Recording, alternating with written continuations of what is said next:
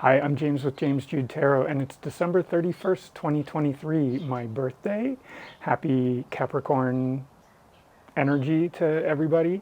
I wanted to share with you today 10 of my favorite tarot decks from 2023. These are among my favorite tarot decks from the past year. They're not all of my favorite tarot decks from the past year, but these are some that have percolated to the top for me, and I wanted to share them with you.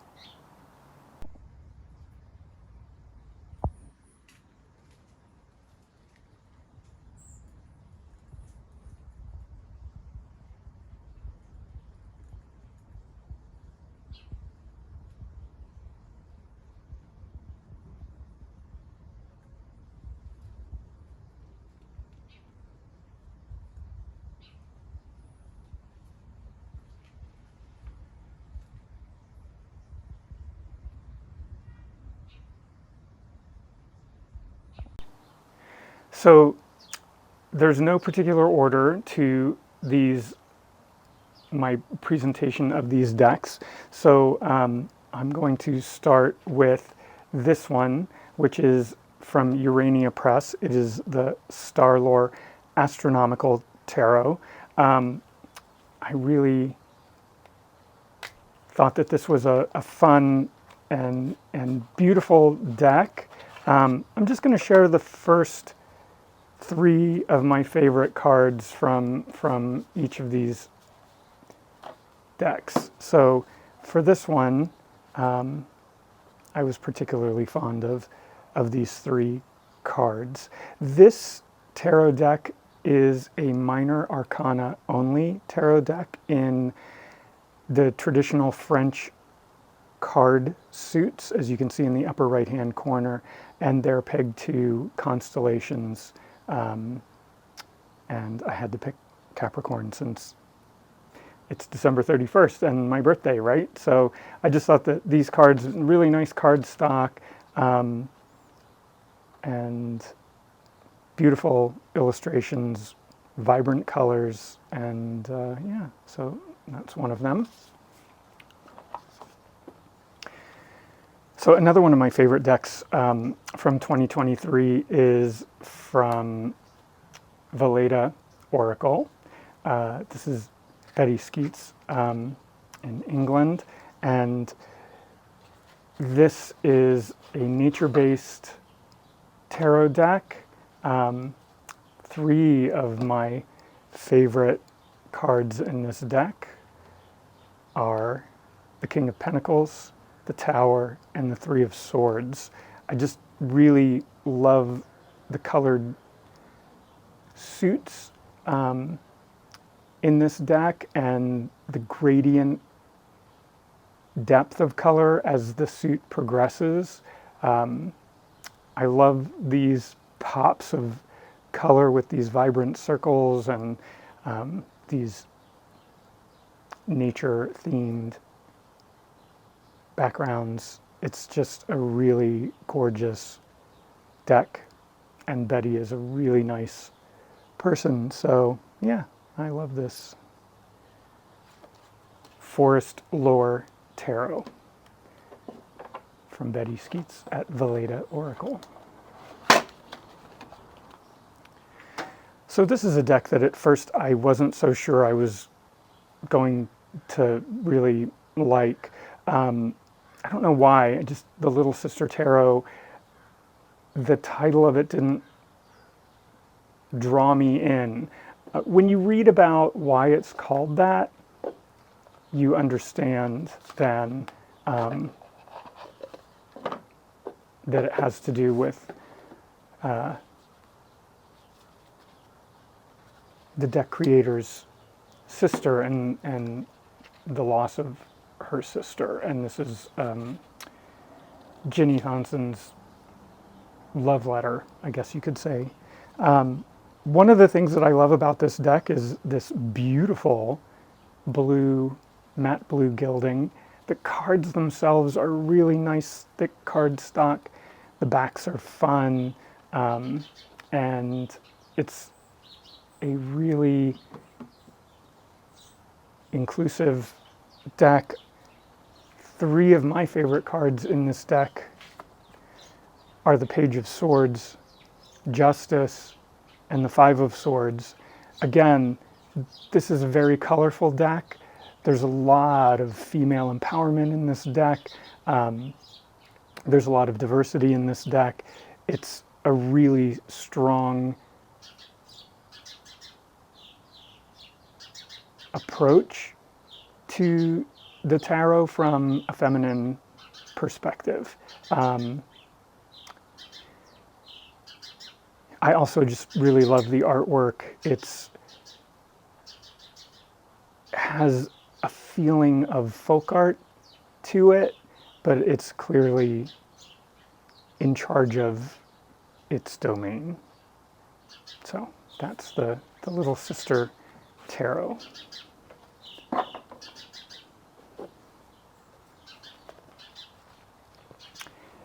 This is a deck that I don't feel has really gotten the attention that it deserves. The Lacuna Tarot from Alex Samalov. From Alex Samalov. I don't know how to pronounce his name clearly. Sorry, Alex. But it's a hermetic deck. It was a Kickstarter project, and it's alchemical, it's Kabbalistic, it's just a really gorgeously illustrated deck, very unusual, not anything else out there like it that I have seen. Three of my favorite cards from this deck are the Ten of Cups, the Seven of Vessels, and the Ten of Seals. I love these three cards together. I think that they speak volumes as to what this deck is about and what you can learn from this deck and the insight that you can get from it. And it just is alive with energy.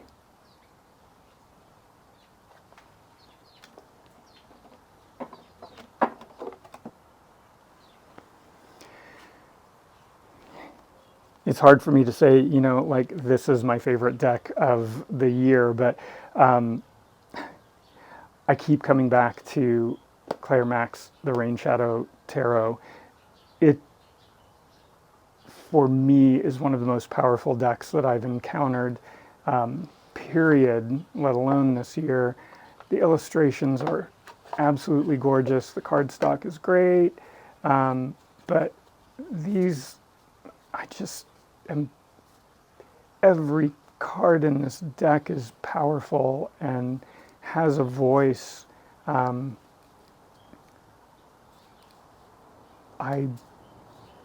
love this deck, and three of my favorite cards in this deck are the Sun, the High Priestess, and the Moon. I typically love Sun cards overall, and Moon cards are great. High Priestess, these are all really powerful cards, obviously all major arcana cards, but I don't know, just this deck, thank you so much, Claire, for creating this deck and putting it out there in the world. This is one of my go-to decks.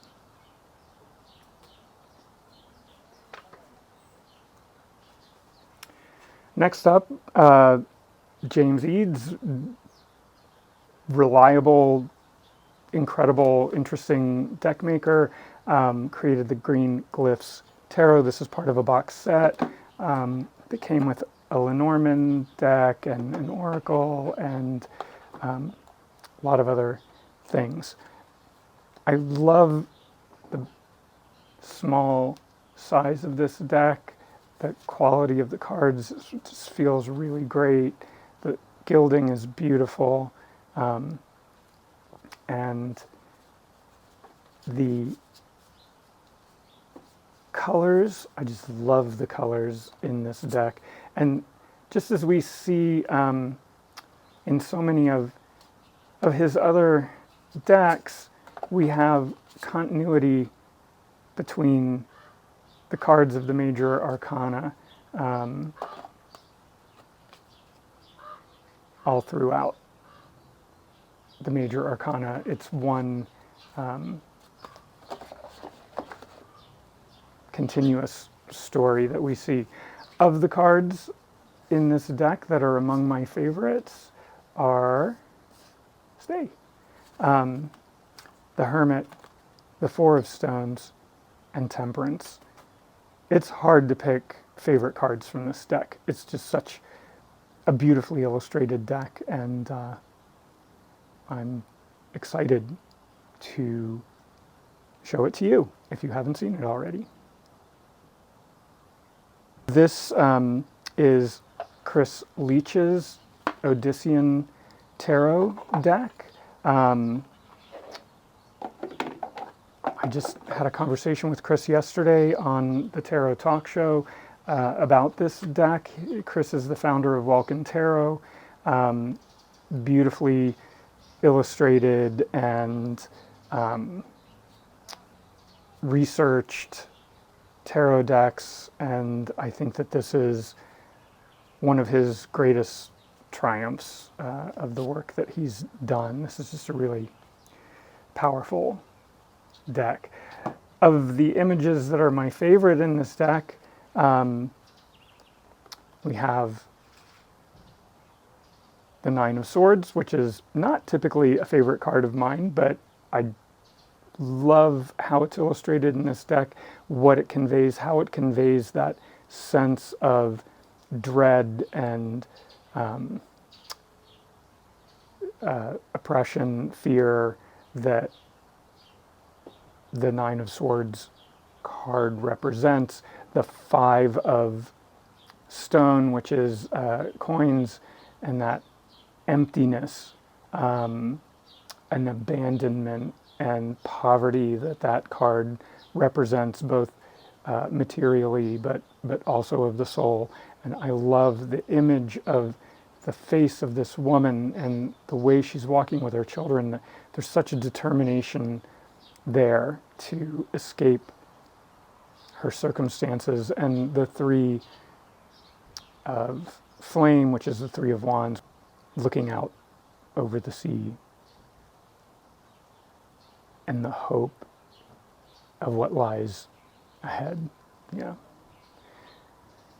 So that is that's Chris Leach's Odyssean Tarot. Next, I'm not even going to try and pronounce Alexios's name.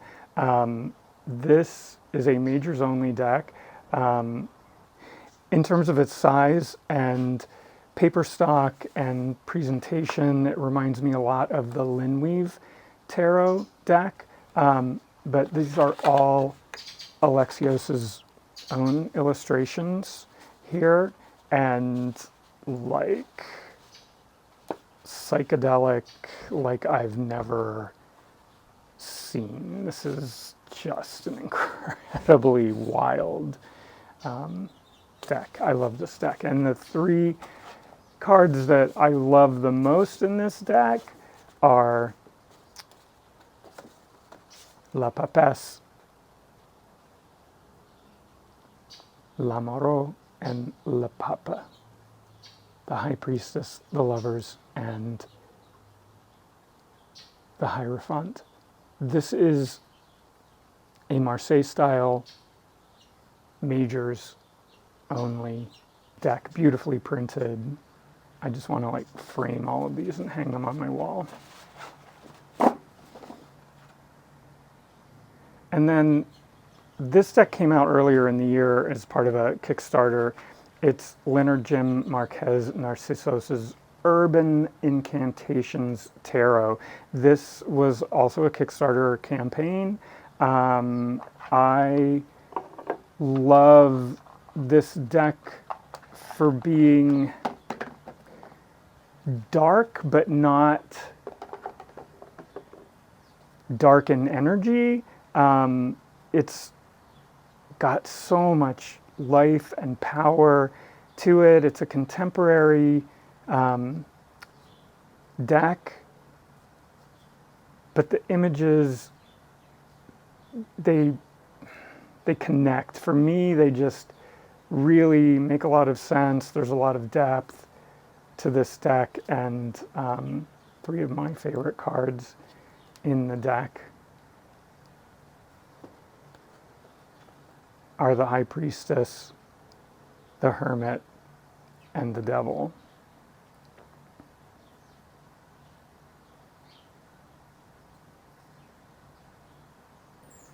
And the next one is Melinda Lee Holmes' Tarot of Tales. This comes in a slipcase, but I didn't include it right now. It comes with a beautiful book and a nice two-piece rigid box. Inside the box, there's a lot of beautiful packaging in this deck. This is a creatures deck, I guess you could say, or there's like a lot of nature in this deck too. I love the colors. The cardstock is really nice. There's this imagery that doesn't connect with the creatures. I love the fives in this deck. They're all elemental, corresponding to the suit, but representing the tragedy or the disaster that can befall the fives: forest fire, a tidal wave, an avalanche, and a tornado. The color palette is really delightful. I just think that this is an interesting deck, and she has an interesting approach to it that she explains in her book.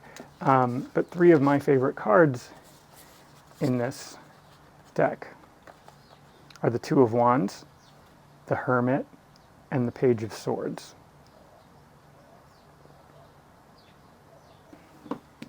I think that was 10. 1, 2, 3, 4, 5, 6, 7, 8, 9, 10. Yes, that was our 10. Now, that being said, I'm cheating a little bit because there are 4 decks that I really love this year that are new editions of previously published decks. So I won't spend a lot of time on them, but I just want to give them some love. It's the Lilifer Tarot Gold edition that came out this year, and these are some of my favorite cards from that deck. I just love these characters that Marion has created. 7th edition tarot. I love the size of these cards. I love the imagery on these cards is really unique, and the color palette, that's a lot of fun.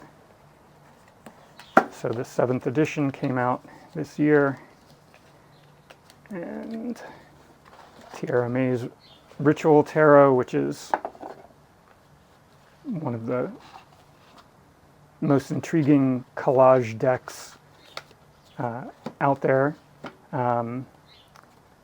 And these are some of my favorite cards there. And this is a marked deck, so if you're not sure until you learn the cards which card is which, the card backs have very discreetly in different lines the name of the card. So we have the Princess of Pentacles, and this is the Nine of Wands, I believe. Yep. And this is the Queen of Swords. Really beautiful work from Tiara May. It's the deck launched through Kickstarter campaign again this year, but in a marked edition, which is really cool. And this, oh my gosh, the Solara Occulto Meliora Tarot, which is also an Oracle deck in this exquisite box. This is the most beautiful deck. I'm just like blown away. So I had to include it. It's both a tarot deck and then an Oracle deck as well. These cards are quality. They're beautifully illustrated. They're a lot of fun. So that's a roundup of 10 of my favorite decks from 2023. Not all, obviously, but 10, along with a shout out to a few new editions of previously published decks. I'm curious if you want to make a comment below if you have any of these decks and what you think of them, if these are decks that are on your wish list, or if there are other decks that I didn't call out here that are among your favorites from 2023.